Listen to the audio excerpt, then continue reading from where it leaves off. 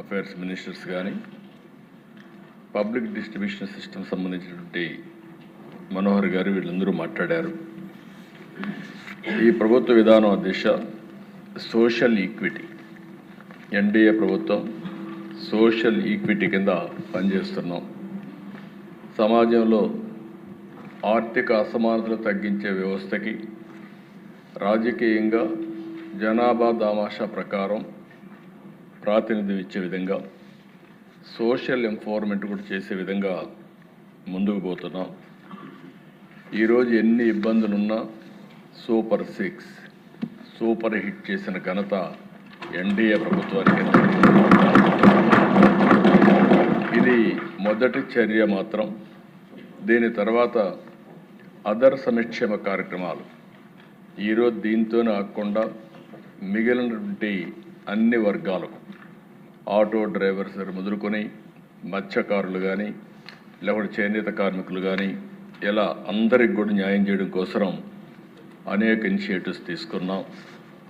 ఇప్పుడే మంత్రి గారు చెప్పినట్టు ఎసెన్షియల్ కమాడిటీస్ ఇవి కూడా సమర్థవంతంగా డిస్ట్రిబ్యూషన్ ఇవ్వడానికి ప్రణాళికలు తయారు చేయడమే కాకుండా టెక్నాలజీ పర్ఫెక్ట్గా ఉపయోగించి దీనిపైన కూడా ముందుకు పోతున్నాం. ఈరోజు సంక్షేమ కార్యక్రమాలు ఏదైనా అధ్యక్ష కైండ్ కానీ లేకపోతే డీబీటీ కానీ ఏది ఇచ్చినా ఇమీడియట్ టెక్నాలజీ ఉపయోగిస్తున్నాం. ఎక్కడ ఎలాంటి లొసుగులు లేకుండా వీలైనంత వరకు పర్ఫెక్ట్గా ఇవ్వడానికి ఈ ప్రభుత్వం పనిచేస్తున్నామని చెప్పి కూడా నేను మీకు తెలియజేస్తున్నాను. ఈరోజు మనకు ఆర్థిక ఇబ్బందులు ఉన్నప్పటికీ ఈరోజు బడ్జెట్ ఈరోజు ప్రవేశపెట్టినప్పుడు మీరు చూశారు. షెడ్యూల్ క్యాస్ట్ల కోసం కానీ, షెడ్యూల్ తెగల కోసం కానీ, వెనుకబడిన వర్గాల కోసం, మైనారిటీల కోసం వీలైనంత వరకు బడ్జెట్ పెంపు చేశాం. అవన్నీ కూడా అమలు చేయడం కోసం చిత్తశుద్ధిగా పనిచేస్తామని చెప్పి కూడా నేను మీకు తెలియజేస్తున్నాను. ఇంకొక పక్క అధ్యక్ష ఒక అంబిషియస్ ప్లాన్ మనం పెట్టుకొని స్వర్ణ ఆంధ్రప్రదేశ్ 2047 దీనిపైన మీరు చూసినప్పుడు ఇప్పుడు 3 లక్షల రూపాయలు తలసరి ఆదాయం ఉంటే దీన్ని 54 లక్షల రూపాయలు తలసరి ఆదాయం 2047కి పెంచాలని ఒక నిర్దిష్టమైన లక్ష్యంతో ముందుకు పోతున్నాం. అందుకే మా మంత్రులు మాట్లాడినప్పుడు అధ్యక్ష ఫోకస్ అంతా కూడా భావితరాలపైన పెట్టాం.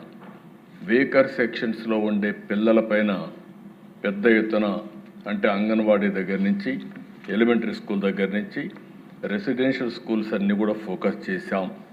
విద్య పైన ఎక్కువ ఫోకస్ చేస్తున్నాం. వాళ్ళకు పౌష్టికాహారంగా కాకుండా వాళ్ళకు మెరుగైన హెల్త్ కండిషన్స్ ఉండడానికి ఏమేం చేయాలనో అవన్నీ కూడా వర్కౌట్ చేస్తున్నాం అని చెప్పి కూడా నేను మీకు తెలియజేస్తున్నా. ఇదే కాకుండా అధ్యక్ష ఒక పక్క సంక్షేమ కార్యక్రమాలు పెట్టడం, ఇంకొక పక్క ఎక్కడికక్కడ ప్రతి ఒక్క వర్గానికి కూడా బడ్జెట్ ఇచ్చాం. ఇందులో కూడా వాళ్ళ ఆదాయాన్ని పెంచే విధంగా ఏ విధంగా మెరుగైనటువంటి జీవన ప్రమాణాల కోసం ఏమేం చేయాలనో అవన్నీ కూడా వర్కౌట్ చేస్తున్నాం. నేను వెచ్చించే టైంలో ఎక్కువ శాతం సంక్షేమ కార్యక్రమాల కోసం వీకర్ సెక్షన్స్ మీదనే ఎక్కువ ఫోకస్ చేస్తున్నాను. అంటే ఆ రోజు ఎన్డీఏ ఒక మాట చెప్పాం, రాష్ట్ర పునర్నిర్మాణం చేస్తాం, సంక్షేమ కార్యక్రమాలు ఇస్తాం, అభివృద్ధి కార్యక్రమాలు చేసి ఆదాయాన్ని పెంచుతాం, ఎవ్వరికీ ఇబ్బంది లేనటువంటి సుపరిపాలన ఇస్తామని చెప్పి ఆ రోజు చెప్పాం. దాని ప్రకారమే ఈరోజు ముందుకు పోతున్నాం. ఇంకొక పక్క అధ్యక్ష ఒకసారి మనం ఆలోచించుకోవాల్సింది, నేను చాలాసార్లు చెప్పాను, P3 ద్వారా అంటే పబ్లిక్ ప్రైవేట్ పార్ట్నర్షిప్ ద్వారా ఈరోజు సంపద సృష్టించడానికి ముందుకు పోయాం. ప్రైవేట్ వ్యక్తులు వచ్చారు, రోడ్లు వేశారు, ఎయిర్పోర్ట్లు కట్టారు, ఇన్ఫ్రాస్ట్రక్చర్ పనులు చేశారు. దానివల్ల సంపద వచ్చింది, మెరుగైన సదుపాయాలు వచ్చాయి, కానీ ఆర్థిక అసమానతలు పెరిగాయి. దాన్ని దృష్టిలో పెట్టుకుని మనం P4 తీసుకొచ్చాం, పబ్లిక్ ప్రైవేట్ పీపుల్స్ పార్ట్నర్షిప్. ఇప్పటికీ 10 లక్షల బంగారు కుటుంబాలని 1 లక్ష మంది మార్గదర్శులు అడాప్ట్ చేసుకునే పరిస్థితికి వచ్చారు. నేను ఒకటే చెప్తున్నా, ఏ కార్యక్రమం అయినా దాని ఫలితాలు ఇమీడియట్గా రావు. దాన్ని నిరంతరం పర్యవేక్షించగలిగితే దీనికంటే మించిన ప్రోగ్రాం ఆర్థిక అసమానతలు తగ్గించడానికి వేరేది లేదని చెప్పి కూడా మరొక్కసారి మీ అందరికీ విజ్ఞప్తి చేస్తున్నా. ఏ వీకర్ సెక్షన్స్ అయితే ఉన్నారో లాస్ట్ మైల్లో ఉండే వాళ్ళని ఆదుకోవాలంటే వాళ్ళకు తాత్కాలికంగా సంక్షేమ కార్యక్రమాలు ఇవ్వడమే కాకుండా వారి యొక్క జీవితాల్లో మార్పు రావాలంటే పిల్లల దగ్గర నుంచి వాళ్ళకుండే ఆస్తులు కానీ లేకుంటే ఇప్పుడు మనం అందరం మాట్లాడుకుంటున్నాం, ఇక్కడ మాట్లాడుకునే వీకర్ సెక్షన్స్ అందరిలో కూడా భూములు ఉండవు. వాళ్ళకందరికి కూడా ఓసారి మనం ఆలోచిస్తే కొంతమందికి ఉద్యోగాలు ఉండవు. కొన్ని వర్గాలు అయితే ప్రతిరోజు కూలి పని చేసుకుంటే తప్ప పూట గడవని పరిస్థితి ఉంటుంది. అలాంటి వాళ్ళని ఏ విధంగా పైకి తేవాల్సిన అవసరం ఉంది, మనందరం గుర్తుపెట్టుకోవాల్సిన అవసరం ఉంది. 2047కి భారతదేశం అగ్రదేశంగా తయారవుతుంది, దీంట్లో అనుమానమే లేదు. అలాంటి అగ్రదేశంగా తయారయ్యేటప్పుడు, వికసిత్ భారత్గా తయారయ్యేటప్పుడు, స్వర్ణాంధ్రప్రదేశ్గా తయారయ్యేటప్పుడు ఆర్థిక అసమానతలుంటే మంచిది కాదని చెప్పి కూడా నేను మీకు తెలియజేస్తున్నా. ఇది పబ్లిక్ పాలసీల వల్లనే అవుతుంది. ఈ చట్టసభ మనందరం కానీ ఒక పద్ధతి ప్రకారం పనిచేస్తే ఆర్థిక అసమానతలు తగ్గించడం కష్టం కాదు. ఆ ఫోకస్ అప్రోచ్ తీసుకోవాల్సిన అవసరం ఉంది. ఇక్కడ మనందరం ఉన్నాం, వెనుకబడిన వర్గాలు ఉన్నారు, ఎంతో నమ్మకం పెట్టుకుని ఓట్లు వేశారు. నేను చాలా ఎన్నికలు చూశాను కానీ ఏకపక్షంగా మొన్న ఎన్నికల్లో 94% విన్నింగ్ ఛాన్సెస్ ఇచ్చారంటే, మనం ఎవరిని పెట్టినా 94% గెలిపించారంటే అది ప్రజలు మన మీద పెట్టుకున్న నమ్మకం. అలాంటి నమ్మకాన్ని మనం కాపాడుకోవాల్సిన అవసరం ఉంది. అందుకే వీకర్ సెక్షన్స్లో అధ్యక్ష బీసీల్లో రిజర్వేషన్స్ 33% నుంచి తగ్గించారు. మళ్ళీ పెంచడానికి వన్ మ్యాన్ కమిషన్ వేసాం. స్థానిక సమస్యలు ఎన్నికలు వస్తాయి, వచ్చే మునిపే రిజర్వేషన్లు పెంచడానికి ఈ ప్రభుత్వం, ఎన్డీఏ ప్రభుత్వం అన్ని విధాల ప్రయత్నం చేస్తున్నాం. వన్ మ్యాన్ కమిషన్ రిపోర్ట్ వచ్చిన వెంటనే దాన్ని చట్టం చేసి ముందుకు పోతామని చెప్పి కూడా నేను మీకు తెలియజేస్తున్నా. ఒక క్యాబినెట్ సబ్ కమిటీ కూడా వేసాం. బీసీ ప్రొటెక్షన్ కోసం ఏమి చేయాలనో నిర్ణయించమని, అది వస్తే ఆ రిపోర్ట్ కూడా అమలు చేస్తాం. ఇంకా బీసీసీలో కొన్ని యాస్పిరేషన్స్ ఉన్నాయి. కొంతమంది ఎస్సీల్లో చేర్చమని, ఎస్టీల్లో చేర్చమని ఇవన్నీ చెప్పారు. అవన్నీ కేంద్రానికి కూడా పంపించాం, అవి కూడా ఫాలో అప్ చేస్తాం. మొట్టమొదటిసారి అధ్యక్ష ఎప్పుడో 96-97లో నేను ఎస్సీ కేటగరైజేషన్ ప్రవేశపెట్టాను. తర్వాత దాన్ని కాపాడలేకపోయారు. మళ్ళీ ఈరోజు సుప్రీంకోర్టు దానికి అనుమతి ఇచ్చారు.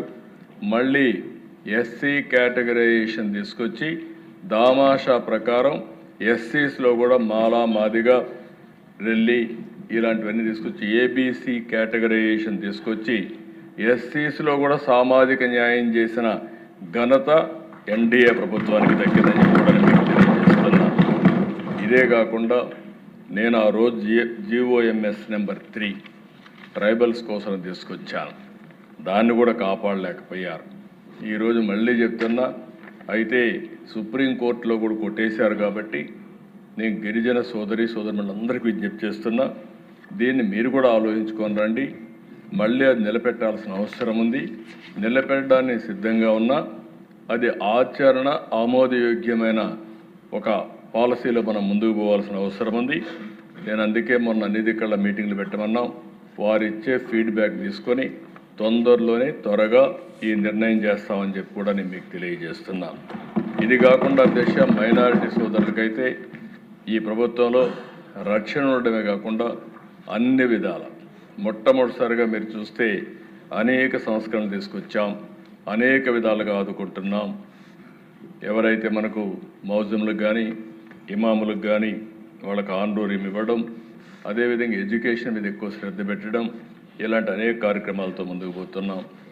ఇంకొక పక్క అధ్యక్ష జెండర్ ఈక్విటీ, ఆడబిడ్డలకు అన్ని విధాలు ఆదుకోవడం కోసం ఎన్టీఆర్తో స్టార్ట్ అయింది ఆస్తిలో సమాన హక్కు. వీళ్ళందరినీ బాగా చదివించడం. ఆ తర్వాత నేను వచ్చి డాక్రా సంఘాలు పెట్టాం. ఈరోజు మనం ఇచ్చిన ప్రోగ్రామ్స్ అన్నీ మీరు చూస్తే ఉమెన్ సెంట్రిక్గానే తీసుకున్నాం.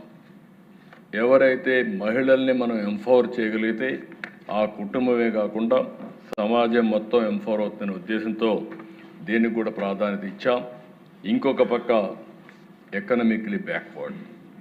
ఈరోజు కొంతమంది సమాజంలో అనేక సార్లు మనం చూస్తే మేము కూడా ఉన్నాం, అగ్రవర్ణాల్లో పుట్టడమే మా పాపమా, మేము కూడా పేదరికంలో ఉన్నామని చాలామంది బాధపడే పరిస్థితి వచ్చింది.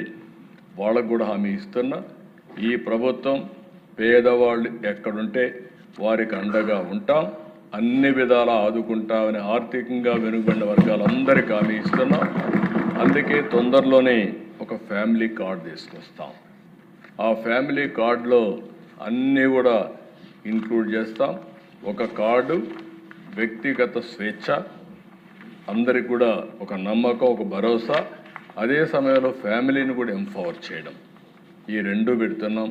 అంటే ఒక వ్యక్తికి సెక్యూరిటీ ఉండాలి, ఎలాంటి ఇబ్బంది లేకుండా కనీసం ప్రభుత్వం ఇచ్చే కార్యక్రమాలతో ఆ కుటుంబంలో కానీ సమాజంలో కానీ గౌరవంగా బ్రతికే పరిస్థితి రావాలి. అదే మరి ఫ్యామిలీ యాజ్ యూనిట్ తీసుకొని ఎంపవర్ చేసే కార్యక్రమానికి కూడా శ్రీకారం చుడుతున్నాం. ఇది ఒక వ్యవస్థని ఇంత మునుపంతా కూడా మీరు చూసి తొందరలోనే ఈరోజు సంజీవని ప్రాజెక్ట్ తీసుకొస్తున్నాం. సంజీవని ద్వారా ఆర్థిక వెసులుబాటు కలిగే పరిస్థితి వస్తుంది, ఇబ్బందులు తగ్గే పరిస్థితి వస్తుంది.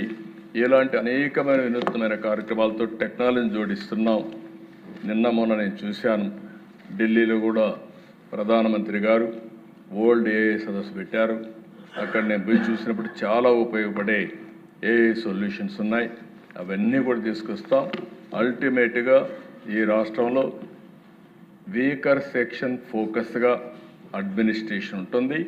అన్ని డిపార్ట్మెంట్కి విజ్ఞప్తి చేస్తున్నా, మీరు ఏ పని చేసినా మీరు చేసే పనిలో వీకర్ సెక్షన్స్ని, బలహీన వర్గాల్ని ఎంతవరకు ఆదుకుంటున్నామో అది దృష్టిలో పెట్టుకొని చేయాల్సిందిగా మరొక్కసారి విజ్ఞప్తి చేస్తూ రాష్ట్రంలో ఉండే ప్రజలందరికీ విజ్ఞప్తి చేస్తున్నా, ఈ ప్రభుత్వం బలహీన వర్గాల ప్రభుత్వం, మీకు అండగా ఉంటాం, మిమ్మల్ని అన్ని విధాలు ఆదుకుంటామని మరొక్కసారి హామీ ఇస్తూ.